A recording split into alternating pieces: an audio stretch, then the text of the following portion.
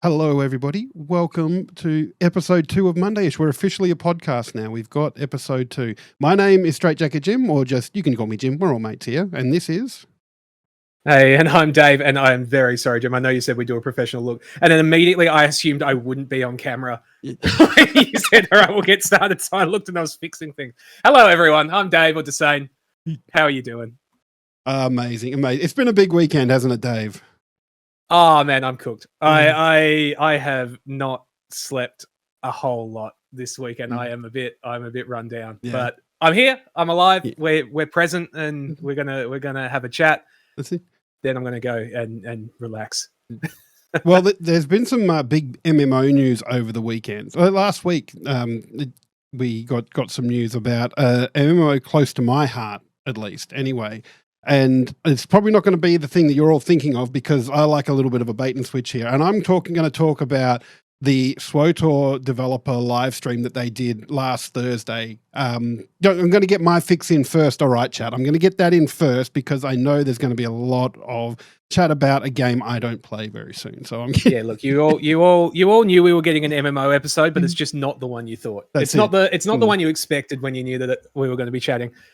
Yeah. So SWTOR's been going. They have a bit of a release cadence that they do, where they do some story releases, and they have a thing called Galactic Seasons where they tell you go and do a whole heap of stuff. But the I don't know how much you guys are aware, but there was a voice actor strike for video games for a while there, and SWTOR was trying to work stuff out, and they did do a story release a couple of months ago, I think, towards the end of last year anyway. But that's the first story release they'd had in like 2 years because of this, trying to work out the voice actors thing and the pay that they were giving them. So it's all back, but now they're kind of rushing to the end of the current story, which is going to be, by the end of this year, the current story is going to be wrapped up. But we're getting the next little bit in update 7.8.1, which is called The Master's Enigma, which I'm very excited about. I'm also going to acknowledge that I'm probably the only one in this chat excited for this, so I'm not going to go into it too much in depth, but there's a pretty cool storyline going on at the moment. A couple of other things that got announced in there is SWTOR, like, for you WoW heads, SWTOR has companions. So like the old Knights of the Old Republic game where you would have characters that would roam around with you. You get companions that will help you fight. They'll heal for you. They'll tank. They'll DPS, whatever you want them to do. But you can also romance them. And so they announced two characters that they've, additional characters that they're bringing onto a thing called Date Night. So you can basically go on dates with your companion that you've romanced, which is pretty cool. So Torian, Kadera, and Kira Carson, for those that play SWTOR, they're the companions that are going to get some love with Date Night. What else? Just once again, I'm speeding through the cliff notes because we all know what we want to talk about. No. Look, I think it's interesting. I only ever played SWTOR for a little bit. Like, SWTOR was one that I sort of bounced off of, but it feels so much more story driven. It's like the Final Fantasy 14 and that kind of thing, where it's really the story is such a big part of it. And yeah, Star Wars: The Old Republic, SWTOR, for those of you in chat not aware of what it stands for. It was really cool. I really enjoyed it, but I started, and there's this real issue with a lot of MMOs where you can rush through the max level and then have nothing to do.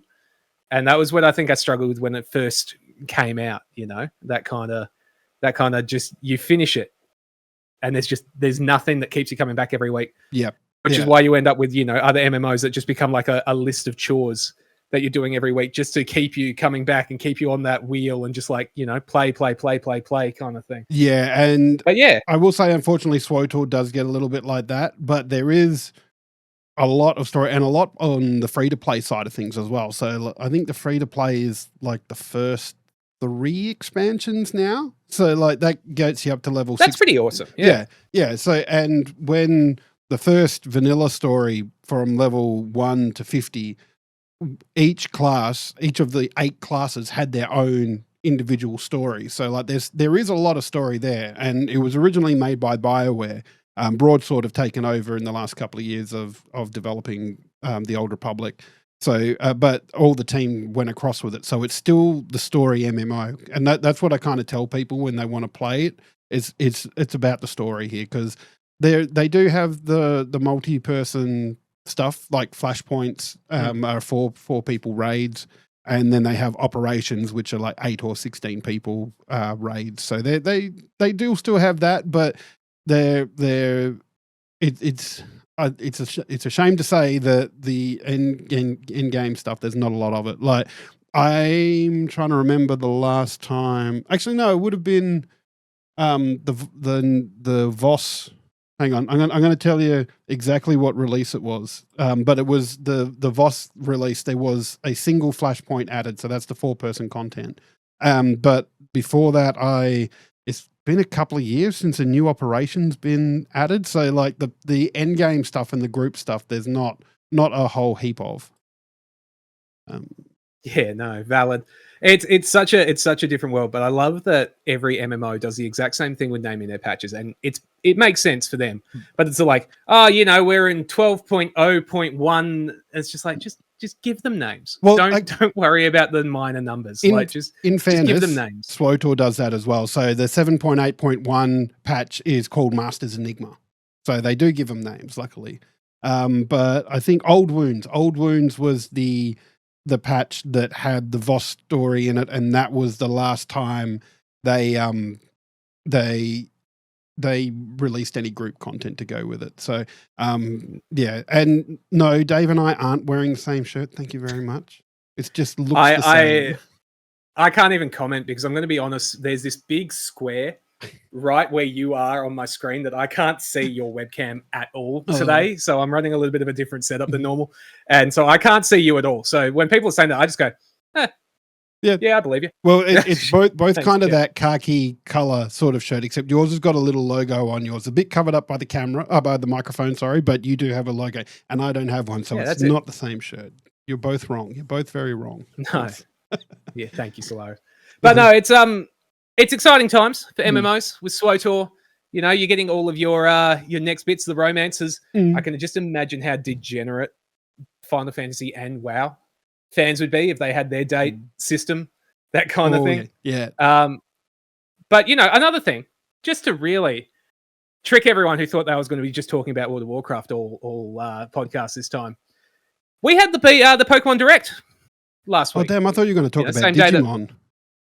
No, look, I don't really like Digimon. Digimon doesn't exist. It's a fake thing. Look, it's Pokemon Direct, and I am going to be honest, as the Pokemon guy, it was pretty disappointing. It wasn't a great showing, which is a shame. Yeah, admittedly, I'm definitely not a big Pokemon fan, but I'm looking at that going, there wasn't they announced the Gen 10 games that everybody knew were coming, but it's like they announced it in the way they've announced the last few ones of those, where they go, oh, here's your starters, and that was about it. But that's what they do. That's how they start. They don't go into it too much beyond that. But the starters are cool. Like, I really like the starters. We've got Brout, as Jeppy's saying in chat, the Duolingo bird. He's just a grumpy version of the Duolingo bird. We got Pombun, which legitimately we finally got a dog. After like 3 different cat starters, we're finally getting a dog starter in the fire types, and we got just a sassy gecko. Like, really, it's good starters. You got Windy Chew and Wavy Chew, which are those 2 Pikachus you see at the start of the trailer. Apparently, they're important in the game of Winds and Waves, so I'm interested in that. We've got just all of the, the meme, it's heckin' windy. It's that, but with the Pombun. So it's the same meme, and we're getting all that kind of stuff. We got news about Champions, which it's not for me, but like, it's exciting for people that like competitive Pokemon. So that's going to be a way for people to do that. I'm sure I'll check it out.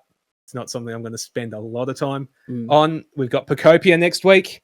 That one I'm really excited for. I think a lot of people are underestimating it at the moment, not realizing who it's by, what it's like, and that kind of thing. Like, it's being treated as a Animal Crossing sort of thing, but it's more of like a Minecraft.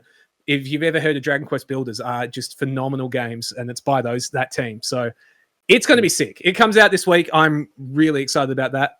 If we're going off of what I've been playing for the week is what we talk about sometimes, get ready for probably weeks of updates about my Pokemon Pocopia journey. Then you got the mobile games and that. But it was just like, you know, for the 30th anniversary, you kind of expected more.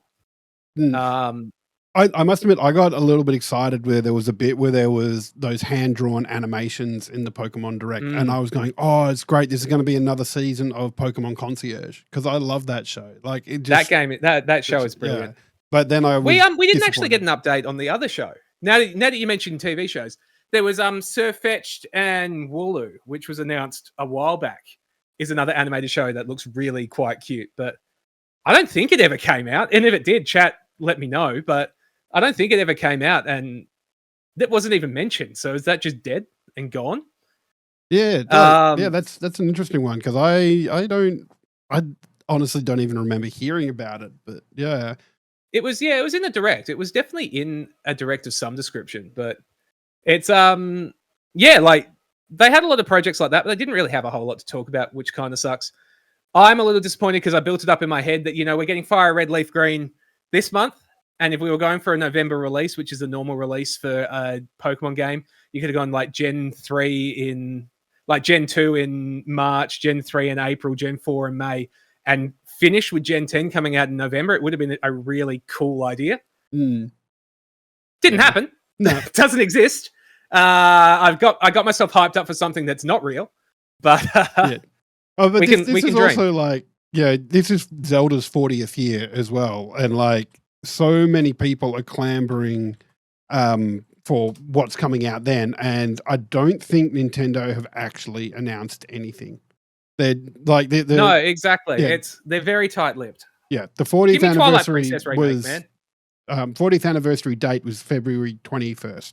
But yeah, nothing's come. But Nintendo do that as well. Like they're just as likely to come out with here's Zelda All-Stars that you can only buy for 30 days and then it'll disappear.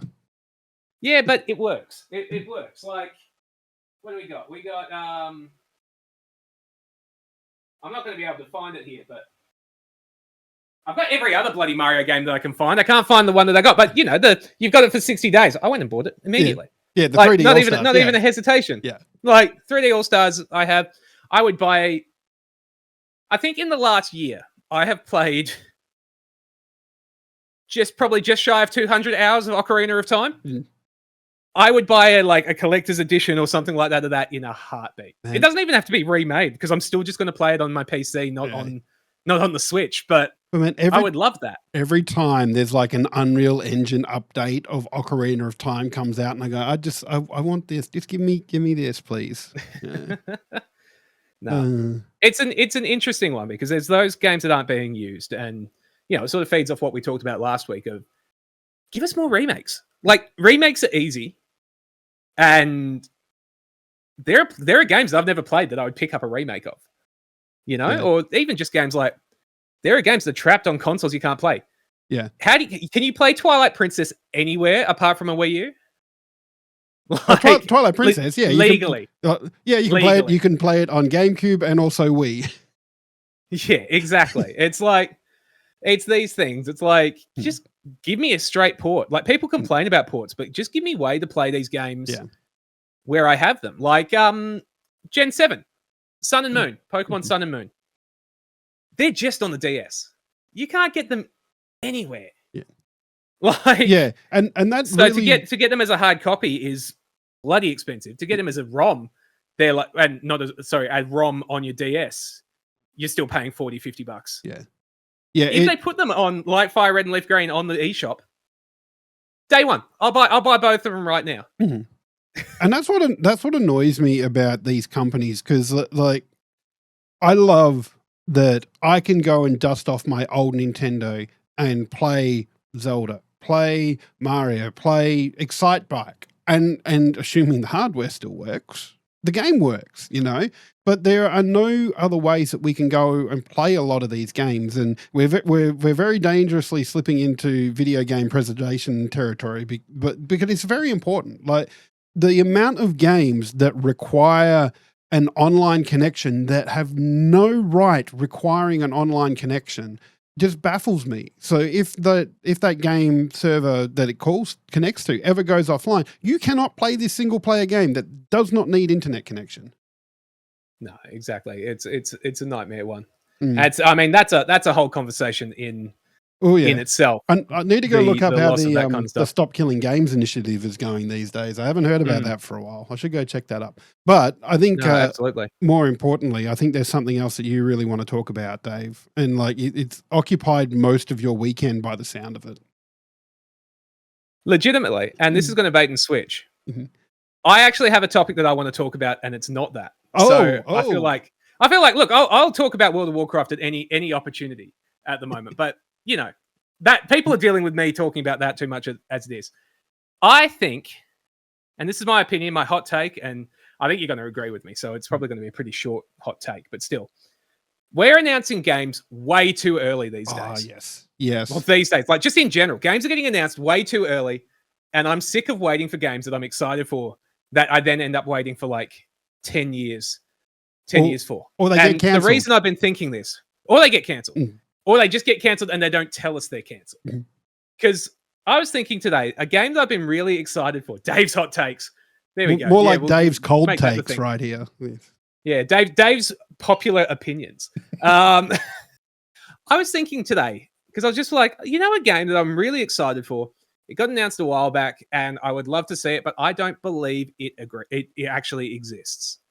Beyond Good and Evil 2 had a single trailer put out, and I'm pretty sure if we go back, it was E3 2016.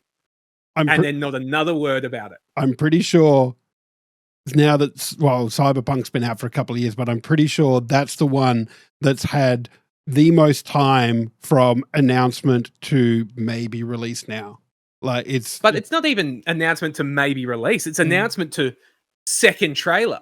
Like, they remade Beyond Good and Evil 1 and, you know, sent it out to all the Ubisoft creators. So I got a copy from Ubisoft for all that kind of stuff. Loved it. Really enjoyed it. I assumed that meant we were getting Beyond Good and Evil 2 soon. That was 2 years ago, I'm pretty sure. Like, you know, you've got Elder Scrolls. You've got Cyberpunk was another one, absolutely. You've got, what's the new one by the guys that did Last of Us? That space one from that's terrible. The Naughty Dog one. Yeah, like that. I forgot the name Naughty Dog, but that's they've got a space one coming out. I remember it being announced. Something. Yeah. Chat, Google it. This is why we do it live, so you guys can correct me when I'm wrong on my popular opinions. You know, there's all these games just getting announced way too early. Yeah, Intergalactic, the Heretic Prophet. There you go, Intergalactic. Yeah. Set for release around mid 2027. Like, that's so far off.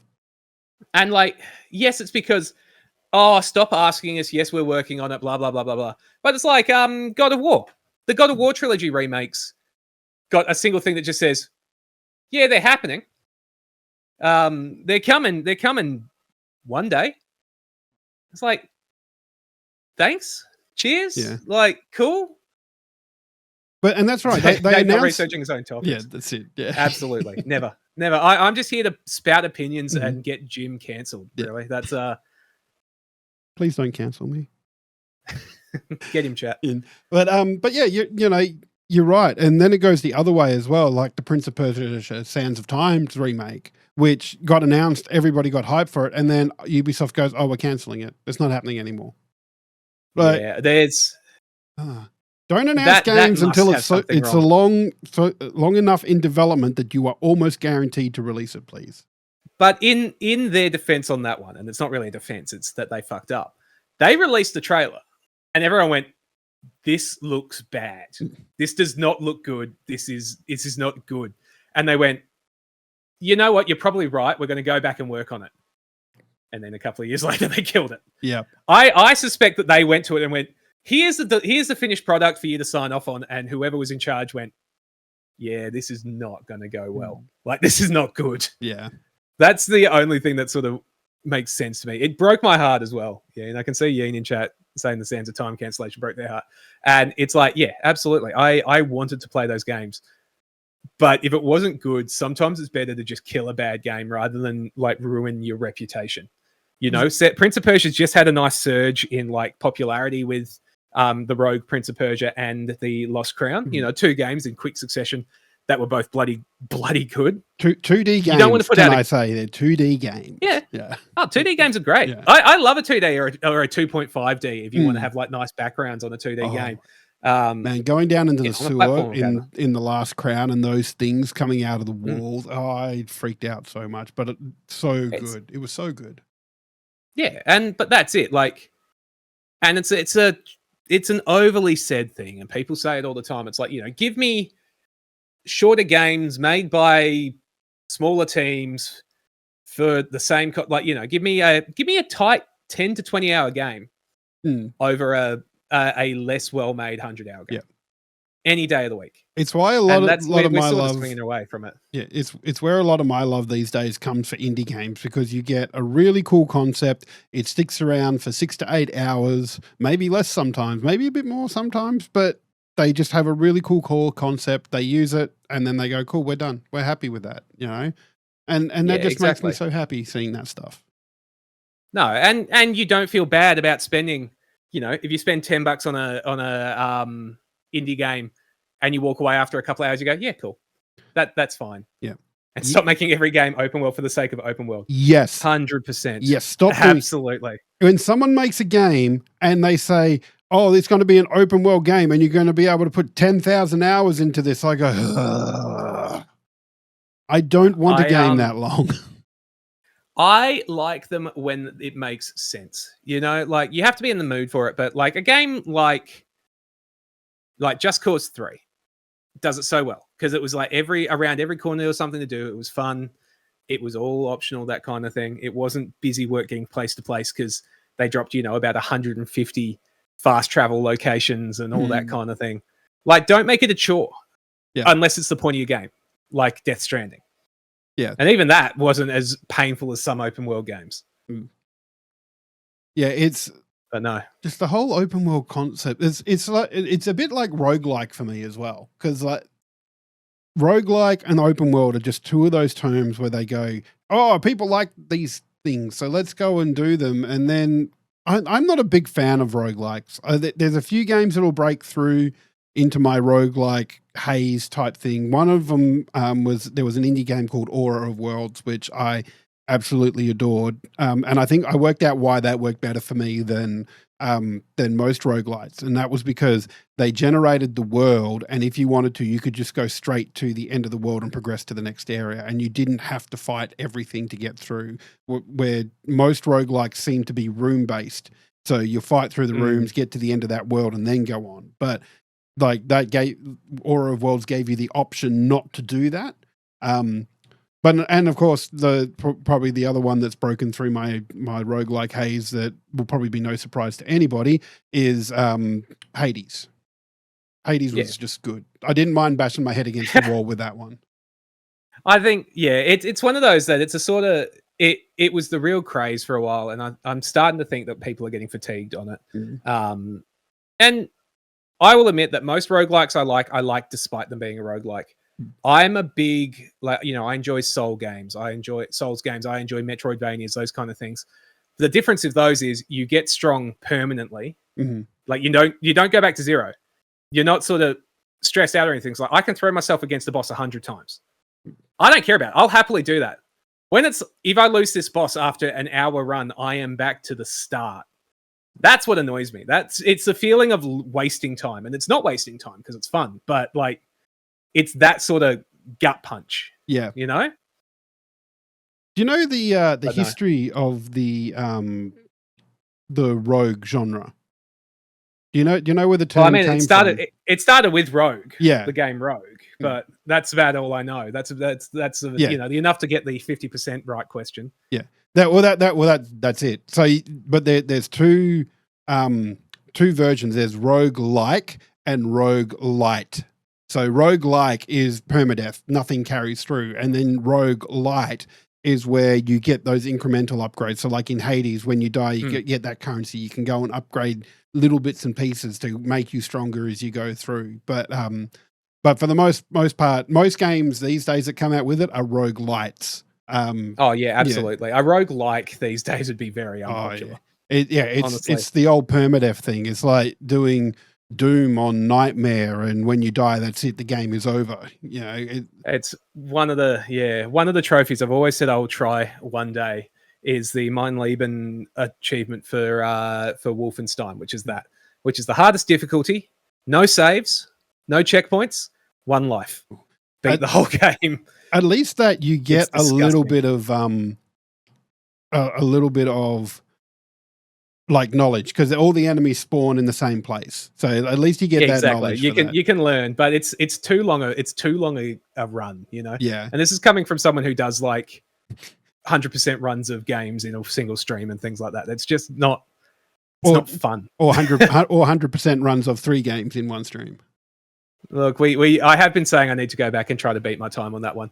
And League of Legends is a roguelike is a hell of a call, because I can see the argument for it, Yin. I can absolutely see where you're coming from on that one. But God, I'm going to say it's not. It is most definitely not, because because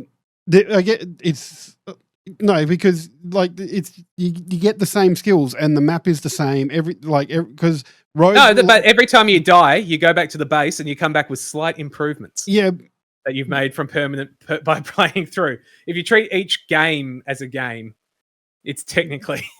No, I disagree on that. That one's because another key element of rogue style games are that they're procedurally generated, and League of Legends is definitely not procedurally generated. It's just a group of people that you get together. Some of whom hate each other and will shout slurs at you for no reason. Exactly. Yeah. Look, no, if you're upset about the roguelike, you're like, oh, everything's a roguelike or everything's open world. Are you not excited for 5 years from now where every game is an extraction shooter?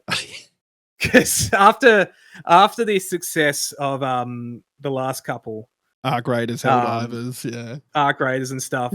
Well, no, Helldivers isn't really an extraction shooter. No, it is. It is, because admittedly, I haven't played either game, but like I've watched a bit of it. But Helldivers is exactly an extraction shooter. You go in, you do missions, and you get Helldivers 2. Yeah, sorry, I keep forgetting there's a first one. But I love that is one of the greatest changes in the thing. Like to go from Helldivers 1, a top down game, to Helldivers 2 is remarkable. Yeah. Like it was so cool. Yeah. I need to go back to Helldivers 2. And Solaris, don't you dare say it. But no, it's I think we'll be seeing a lot of extraction shooters because we got Marathon coming out soon. They've just had their server slam. That's looking like some people love it, some people hate it. We're going to see High Guard shut down probably in the next 6 months. Yeah, I was about to say it's not High Guard though. that poor game it just had such a drop off. Bring back classic 64 PS2 era platformers. Absolutely. Well, you just saw that Rayman just got a remake of all that, which I actually need to play because I got sent a copy. My to-do list is just too long, Jim. For someone that has an actual job as well, I just have too much stuff and not enough free time. Mate, I don't know how some people do it, like working full-time and also having streaming stuff. It's just like, oh, yeah, no, I've come back to streaming more regular this year. Like I've tried on and off, and I've said this before, and I'm making a concerted effort again this time. And yes, I know it's but what's different this time is I actually am making the concerted effort. But like it's hard, man. Like finding the time. You get home from work and you just go, I cannot be bothered doing this.